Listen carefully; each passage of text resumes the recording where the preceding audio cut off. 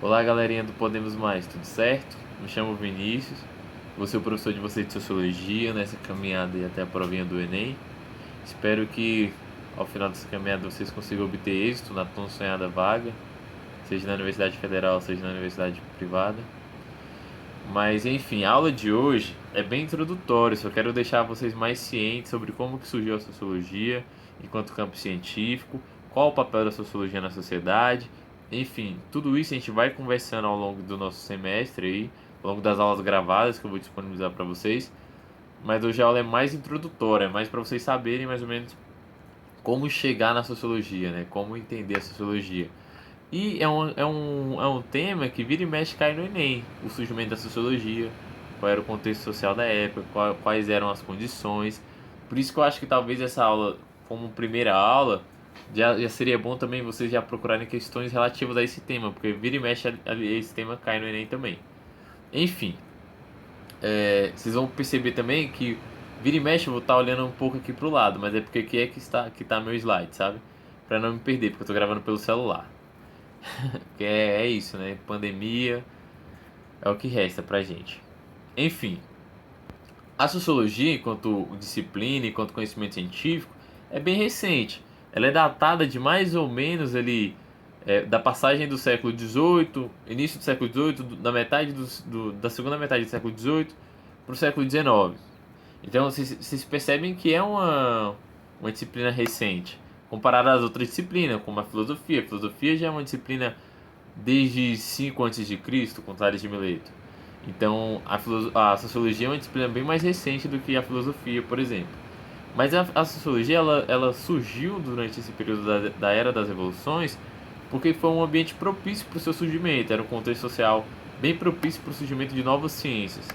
Tanto é que foi nesse período que a ciência da natureza ganhou uma grande legitimidade.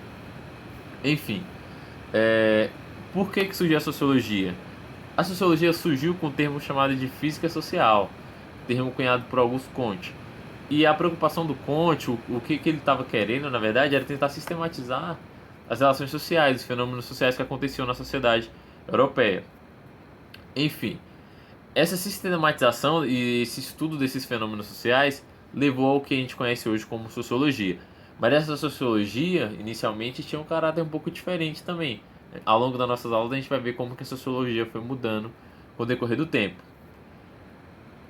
O central para vocês entenderem o surgimento da sociologia é a Era das Revoluções. Era das Revoluções, sempre quando vocês ouvirem esse termo Era das Revoluções, está falando basicamente da Revolução Francesa e da Revolução Industrial, que são revoluções, são acontecimentos históricos que vocês já devem ter tido contato na disciplina de história ou vão ter contato na disciplina de história. Então não se preocupem também em tentar compreender tudo dessas duas revoluções, né, nesse videozinho curto. Não é isso, mas é só para vocês se situarem também. A Revolução Francesa, ela foi importante porque ela alterou o pensamento político da época. É bem verdade que vocês lembram que nesse período o que vigorava era basicamente uma monarquia absolutista na maioria dos casos, aquela imagem do grande Leviatã, como Thomas Hobbes cunha, né? Então, a sociologia ela vai surgir durante esse período de efervescência social, de efervescência política também, pautado muito pela Revolução Francesa, né? Os impactos da Revolução Francesa no conhecimento científico. Então, galerinha, Revolução Francesa. Qual a importância da Revolução Francesa? Como eu falei, foi uma época de muita efervescência política. A gente viu que até mesmo o emblemático seria a deposição do rei, na verdade, que até então era algo divino, advindo que era escolhido por Deus, enfim, representava Deus na Terra, a imagem do rei. E a Revolução Francesa demonstrou esse distanciamento com o divino, com as explicações divinas, tanto pelo iluminismo, né, que se sabem que foi essa revolução cultural, essa nova forma de pensamento que pautava a razão como explicação do mundo. Então a razão deveria explicar os acontecimentos sociais, as posições sociais, etc. Então esse é o papel do iluminismo para a Revolução Francesa. Mas também a Revolução Francesa, como um movimento histórico, trouxe algumas contribuições importantes para se pensar essa nova sociedade em ascensão. Tanto a ascensão da burguesia enquanto poder político, né, que adveio mesmo da Revolução Inglesa, né, Revolução Gloriosa, mas na Revolução Francesa aqui isso ficou nítido. Outro acontecimento importante foi a Declaração do Cidadão, né, dos direitos do homem e do cidadão, que também era algo impensável no período absolutista, porque os direitos, tanto políticos, civis e sociais, era restrito a uma parcela muito pequena de pessoas, mesmo que com a Revolução Francesa ficaram muito restritos ao poder da burguesia, né? Assim, por assim dizer, porque boa parte da população também não tinha o determinado acesso a esses direitos. Então, a Revolução Francesa ela marca esse fim desse regime autoritário, uma nova forma de entender o Estado, o papel do cidadão, o papel das pessoas dentro de uma organização social. Esse é o marco da Revolução Francesa e por que ela influencia na sociedade e por que ela influencia na sociologia. Também a Revolução Francesa ela não ficou situada só na França, assim, ela teve um papel também de centralidade para inspirar outras revoluções na Europa. E aí, também outra revolução importante, como eu falei que eram duas grandes revoluções importantes para o surgimento da sociologia, foi a Revolução Industrial, que ela é datada ali da primeira Revolução Industrial de mais ou menos 1750. Enfim, por que a Revolução Industrial foi importante? Primeiro, porque ela muda totalmente a relação de trabalho. Com a queda do feudalismo e o surgimento da Revolução Industrial e o surgimento da Revolução Francesa e o que surgiria depois o capitalismo, muda-se também a relação de trabalho. A gente percebe que surgem dois grandes grupos agora com essa nova configuração social, que seria a burguesia e o proletário, ou seja, quem tem o domínio dos meios de produção e quem não possui só tem a força de trabalho para ser vendida. Enfim, então essa foi a mudança na relação de trabalho advinda da Revolução Industrial. Outra mudança importante também com a Revolução Industrial foi essa produção de bens, porque até então, como vocês bem sabem, com o feudalismo, a agricultura basicamente era uma agricultura, na grande maioria dos casos, de subsistência. Com a Revolução Industrial e com o surgimento do capitalismo, a gente percebe esse crescimento na produção de bens. Depois, nas outras fases da Revolução Industrial, a gente vê que isso alterou-se, começou a criar bens de produção que seriam bens duráveis, né, como os automóveis, enfim, a televisão, mas isso mais para frente. Mas o surgimento da primeira Revolução Industrial impactou também na sociologia nesse sentido. Tanto é que o pioneirismo na Inglaterra, né, que era encarado como a oficina do mundo, também garantiu a ela muitas vantagens em relação ao poder colonial, que depois ela exerceu na geopolítica global. Enfim, e também com a Revolução Industrial a gente tem o surgimento de novos papéis sociais. Então, antigamente a gente tinha muita imagem do camponês. Com a Revolução Industrial a gente vai ter a imagem do trabalhador urbano, que seria aquela pessoa que vende sua força de trabalho, na maioria dos casos trabalhava em grandes fábricas.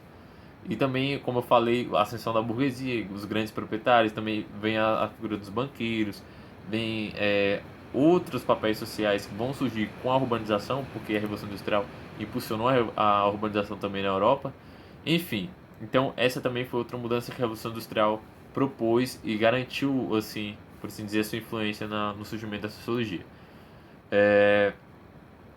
Também tivemos, como eu falei, essa urbanização exacerbada, né, esse boom desse crescimento urbano também teve impactos sociais, ou seja, altos índices de alcoolismo, surgiu assim uma prostituição urbana muito, como posso falar, muito evidente, que antes não era algo tão presente no cotidiano camponês.